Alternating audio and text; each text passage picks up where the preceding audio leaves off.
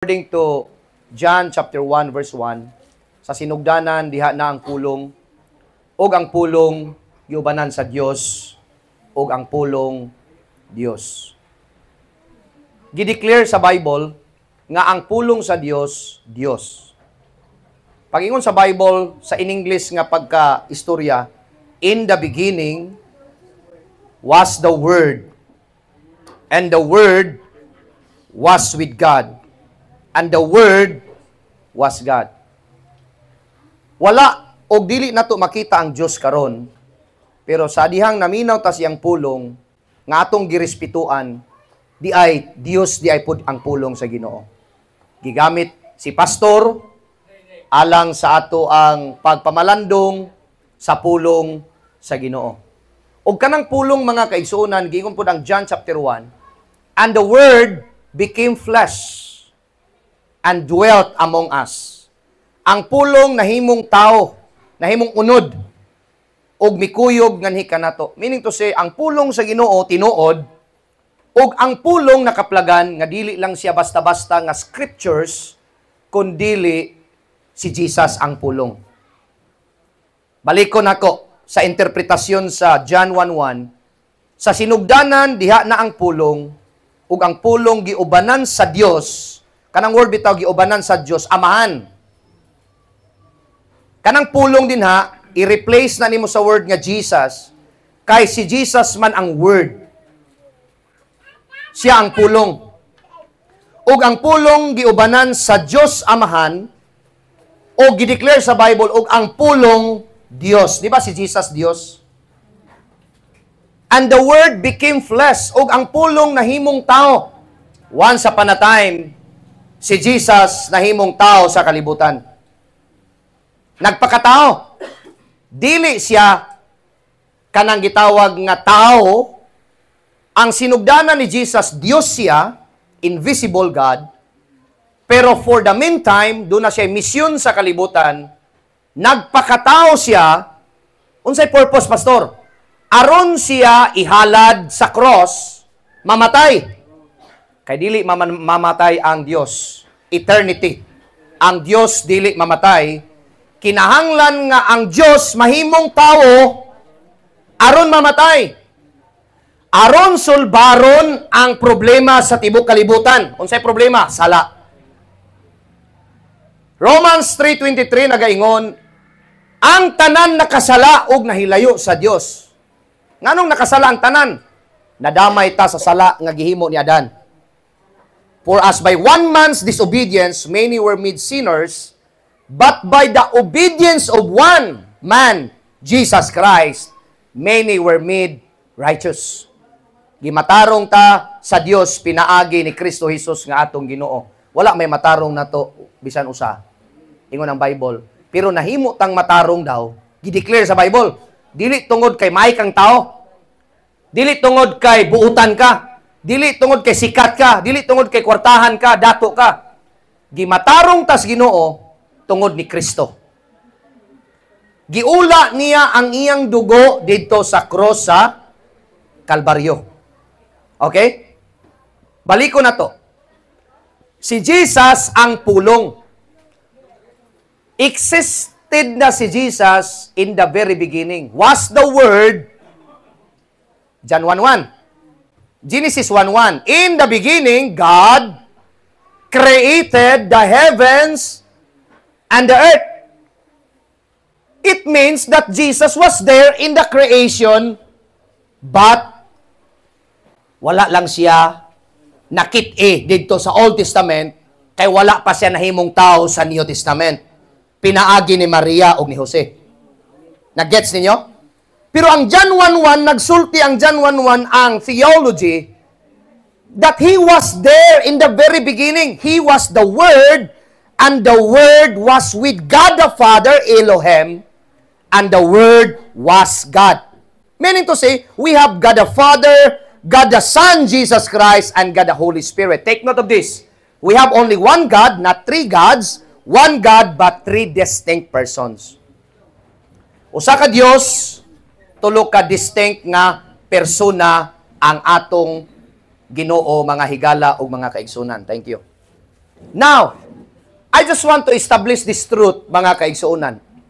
Unsay purpose why Jesus came here on earth for a mission. He was God, became human being, nahimong tao, aron na mission. Okay? Diyos siya, nagpakatao. And that is not 50% God, 50% man. No, it is 100% God and 100% man. Kaya kung 50-50, di siya masakitan atong gibunalan siya sa cross. Giluwaan siya, gidagmalan siya, giBBI siya, gibetray siya ni Judas. Tao gyud siya nga 100%, then Diyos pod siya nga 100%. Kaya kung Diyos di siya niya nagtaw-taw siya kadyot, katong gibunalan siya, dili kay sakit, pero, pasakit-sakit lang ta. Nasakitan gyud si Jesus. And you know what? Human nga anak si Jesus ni Mary, daghan ba siya igsuon? Kung mabasa mo sa John chapter 6, ni bitri gani iyang maigsuon, dili mo tuo nga siya ang Dios. Nibiya ang mga disciples pod ni Jesus, dili lang ang 12 ang disciples. Daghan pa siya tinun-an, mitalikod ni Jesus, nasakitan siya, gibetray siya, tanan agian ni Jesus, isip usa ka tawo. Dako kayo punto mga higala, labi na sa Chavez family. Pastor, wala may nakasabot siguro namo. Basin kani mga nanganhi namo diri sa mga vigil service. Basta na lang ni sila nanganhi. Ato na lang ibutang nga wala sila kasabot tanan tao. Apil si Pastor Luther murag di kasabot sa inyong gibati.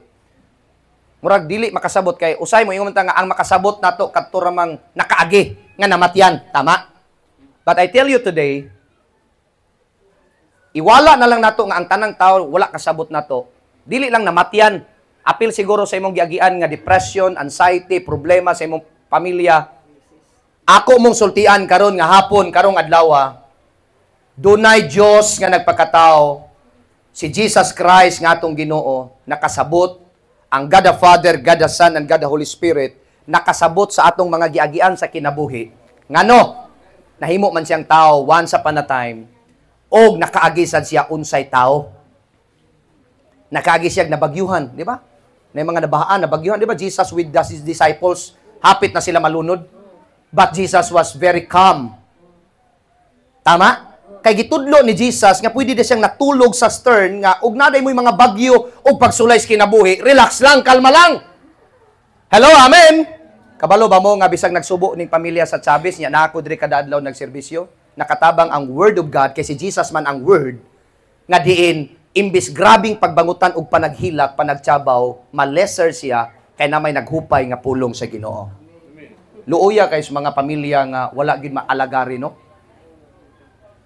Susultian ta mos tinuod, buhi pa si Iti Joris, nag-alagad na kuniya. Munang karon namatay siya akong gialagaran ang namatyan, dili ang patay.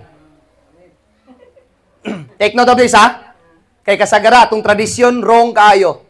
Padtuon na to si pastor or ang pari aron nga basig maluwas pa ni.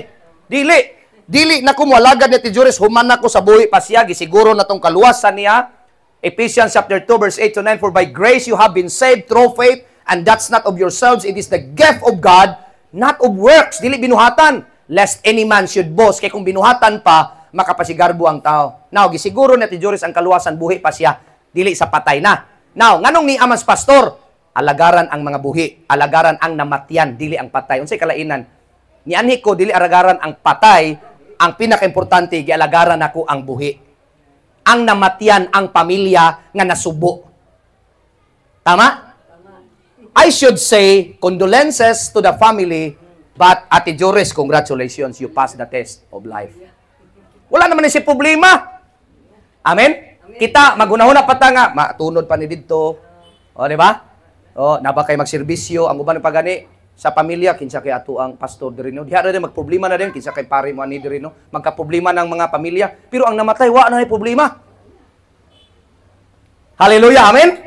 The Bible says so, to be absent in the body is to be present with the Lord.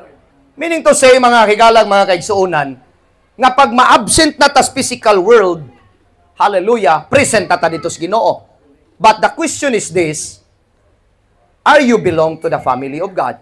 By, not by works, but by believing the finished work of Jesus Christ. When I say finish work, dili na nimo dagdagan sa imong buhat.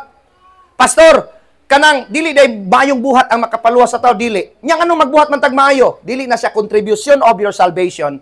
Your good works is not a contribution to your salvation. Your good works is unsa man, the result of your salvation.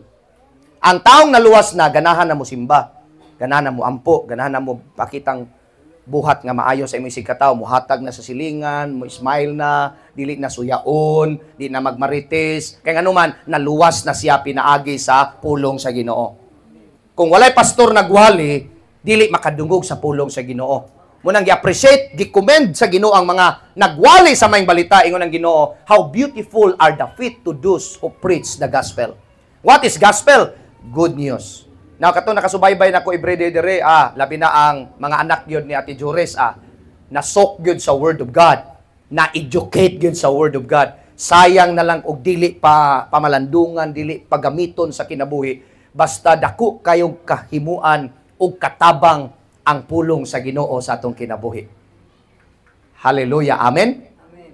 Agree ba mo? Amen? Unsay misyon ni Jesus? Grabe gyud kay ta kahigugmas Ginoo ba? Mga igsoon ni Ate Jores nga nadinhi og anak, sultihan ta mo kasabot yung Ginoo. Bahala na lang ang mga tao di kasabot usay natos tong gibati. Kasabot ang Ginoo. Ngano? Una, namatian ang Ginoo. Namatay biyang anak. Kamong mga buhi, namatian mo igsoon, mahal kinabuhi. Wa na nakasabot nako. Napa ang Ginoo. Namatian siya bugtong anak dito sa cross. Tama? Nganong namatay ang anak? Para mapasaylo lang yun ang atong sala, nga makasasala ang kalibutan. For God so loved the world. Grabe nga gugmas Ginoo. Amen, amen? That He gave His only begotten Son, that whoever believes in Him should not perish but have everlasting life. Kabalo ba mo?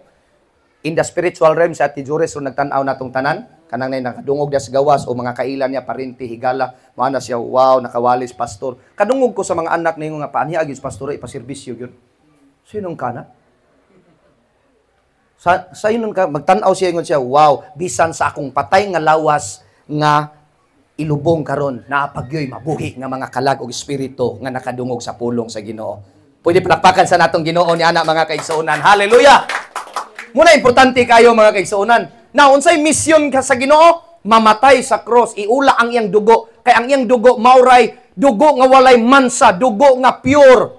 Nya kabalo ba mo ang DNA ni Jesus? DNA ba? Dili kang Mary o kang Joseph. Kay wala mo sila nagilabtanay. Ang DNA ni Jesus heavenly.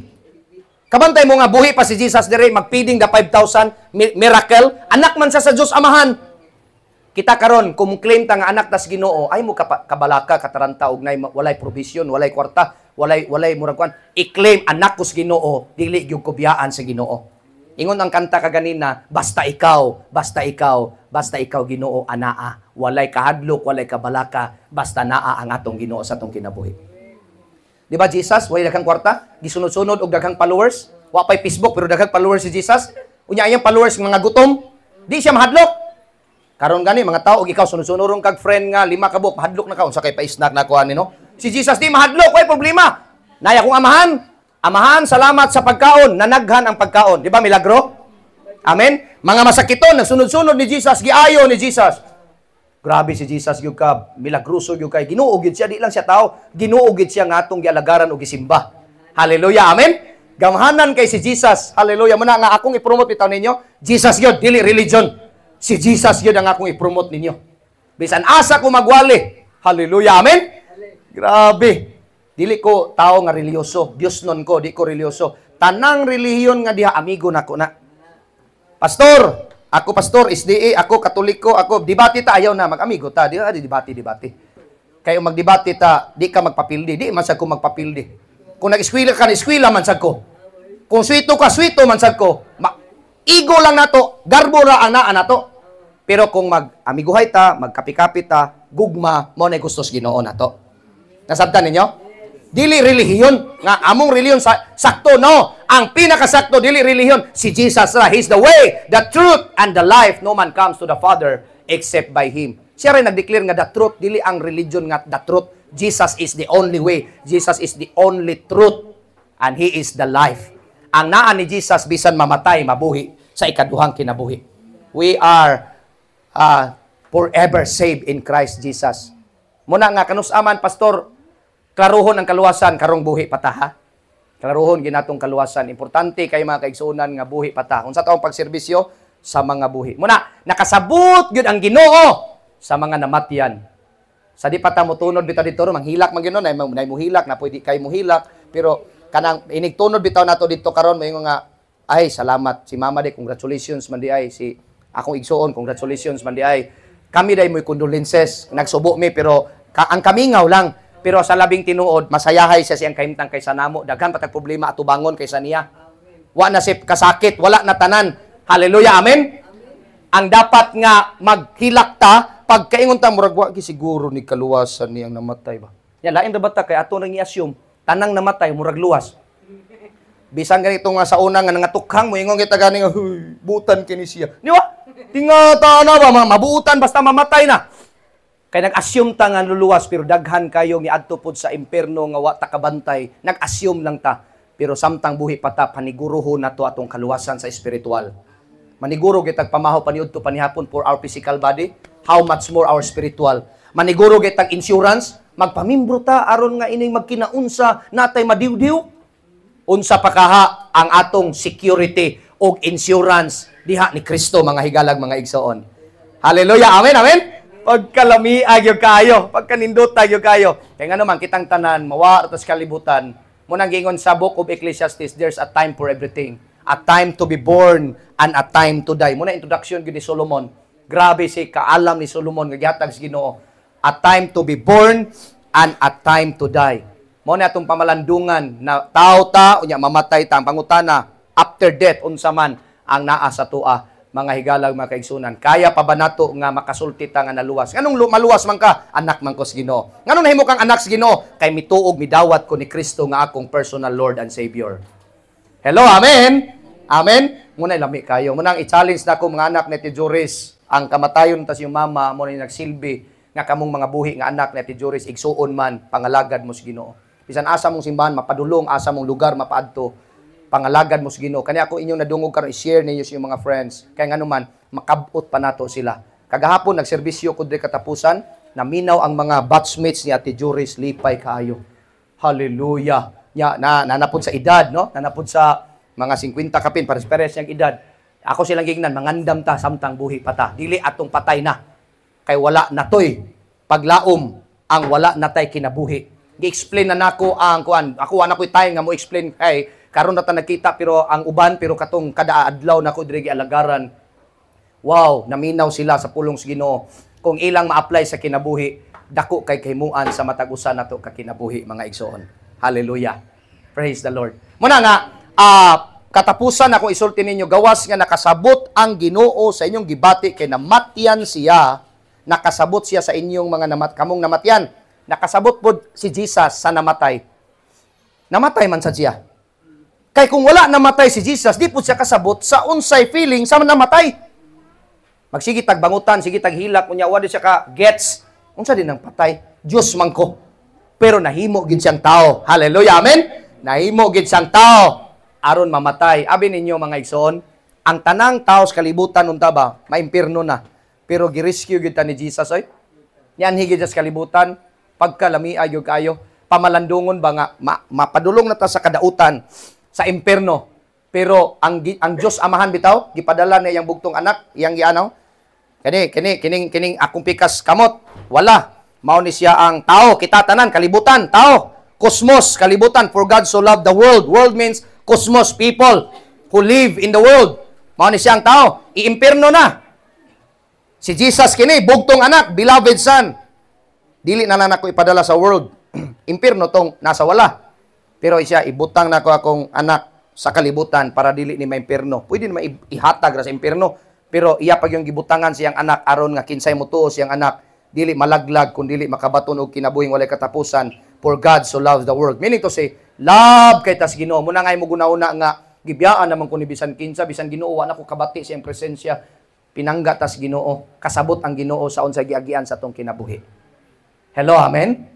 Are you inspired today? Amen. Nadasig ba mo? Pinangga kay tas Ginoo, gusto ang Ginoo nga makabati mo sa iyang gugma. Kay maura na iyang gugma mo'y makapasurvive na tos kinabuhi. In this world, we have troubles, tribulations, sickness, diseases, naatanan. Di man sad ta mamatay kung wala ni. Tama? Di sad ta matug langit kung wala yabi. Unsay yabi? Kaning mga kamatayon, kaning mga gipanggamit na disgrasya, na unsa tanan, pero ang kinatumyan gyud ngano namatay ang tao, mihunong siya ginhawa. Nganong mihunong siya ginhawa, mibuwag ang iyang espiritu sa iyang physical body. The word death means separation. Nganong hukman na untang tao, kay separated siya sa Ginoo. But Jesus Christ died at the cross, siya ang tulay nga nakadugtong kanato sa amahan. Mao na siya ang lami kay nga kamatuoran, nindot nga kamatuoran, nga atong nabatig na dunggan karong adlaw mga kaigsunan. So, maayo kay nga kamatuoran, no? Nakasabot ang Ginoo sa atong gibati, munang dili kita palabi, kung unsa man ang atong mga gibati, apan ang Dios maayo kaayo sa atong kinabuhi. Hallelujah. Praise God. Amen. So mag-pray ko, mag-render ko prayer para sa atong tanan nga niya dinhi, labi na sa family, direct family ni Ate Juris. Heavenly Father, once again,